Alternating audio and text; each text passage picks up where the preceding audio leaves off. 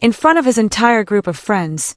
He told me I was ugly, ended our relationship, and walked out of the restaurant, leaving me to pay for dinner. His final words were a loud declaration that I should be grateful he ever dated me. My only reaction was a calm smile. This morning, my phone blew up with 13 missed calls. For context, I'd been with Ryan for 2 years. 2 years. Not some casual fling. We had the whole routine down. Netflix marathons on Sundays, awkward holiday dinners with both families, even that weird couple's yoga class he insisted on trying, which we both sucked at, TBH. Things weren't perfect between us, are they ever? But I thought we were solid. We'd even talked about maybe moving in together this summer. He had these little annoying habits, leaving his socks literally everywhere, texting during movies, and making these helpful comments about my appearance. Stuff like, "That shirt makes your arms look bigger," or, "Have you thought about trying a different hairstyle?" I always brushed it off as him being honest. God, past me was such a doormat. So, last Friday, Ryan texted me about a dinner with some work friends. He's never really included me in his work life before, always saying it wasn't professional, or whatever, so I was actually excited. I went shopping for a new outfit, RIP my budget, and spent forever getting ready. I'm talking full YouTube makeup tutorial, the fancy straightener I only use for special occasions, the works. I get to the super expensive restaurant downtown, the kind with tiny portions and no prices on the menu, red flag number 1. Ryan's already there with 2 guys he works with, Leonard and Pablo. The moment I walk up, there's this weird vibe. Ryan barely acknowledges me, just a half stand from his chair and a quick, "You're late." I was literally 2 minutes late because parking was impossible. I sit down, and he looks at my outfit and goes, "Oh, you wore that." Not quietly either. His friends exchanged this look, and I immediately felt my face get hot. For the record, I was wearing a dark blue dress that I thought looked nice, nothing crazy or inappropriate. I tried to laugh it off like, "Is there a dress code I missed?" But he just shrugged and said, "They already ordered appetizers." Cool. The next hour is basically Ryan talking about work stuff I don't understand, with his friends nodding along. Whenever I try to join the conversation, Ryan either talks over me or explains why I'm wrong. At one point, I mention something about a customer at my store, and Ryan interrupts with, "She doesn't really get how things work in the real business world," with this dismissive wave, like retail isn't a real job. I've been a manager for 3 years. I'm sitting there getting more uncomfortable, wondering if Ryan's always been this condescending and I just never noticed, or if he's showing off for his friends. Either way, not a great look. Then Leonard asks how we met. I start telling the story about how his coworker Vanessa is my best friend and introduced us. Ryan cuts me off mid-sentence and says, "Yeah, Vanessa felt bad for her. I was doing a favor, really," then laughs. You guys, my stomach literally dropped. That's not even close to how it happened. Vanessa had actually warned me about Ryan's ego before setting us up, but said he was a good guy underneath it all. Spoiler alert, he wasn't. I excuse myself to the bathroom, mostly so I don't cry in front of them. I'm in the stall texting Vanessa like, "WTF is happening?" when I get a notification that Ryan just tagged himself at this restaurant on Instagram with #BoysNightOut. Like I'm not even there. Vanessa calls me immediately, but I send her to voicemail because I don't want the guys to hear me crying. I splash some water on my face, fix my makeup, and give myself a sad little pep talk in the mirror about getting through dinner with dignity. When I get back to the table, they're all laughing about something but stop abruptly when I sit down. Awesome. The waiter brings our main courses, and Ryan keeps making these jokes about my food choice. I ordered pasta, one of the less expensive options, because I was already worried about the bill, and he keeps saying stuff like, "Carb loading for a marathon," and "That's a bold choice for someone with your body type." Each comment feels like a little paper cut, and they're adding up fast. At this point, I'm barely eating, just pushing food around my plate and counting the minutes until I can leave. Then Pablo asks Ryan about some presentation, and Ryan launches into this whole story about how his boss loved his ideas, and he's basically running the whole project now. Something clicks in my brain. The week before, Ryan had been stressing about this same presentation, saying his portion was only 5 minutes and he was nervous. Now suddenly he's the star. It's like he's living in some alternate universe where he's the main character. Then the bill comes.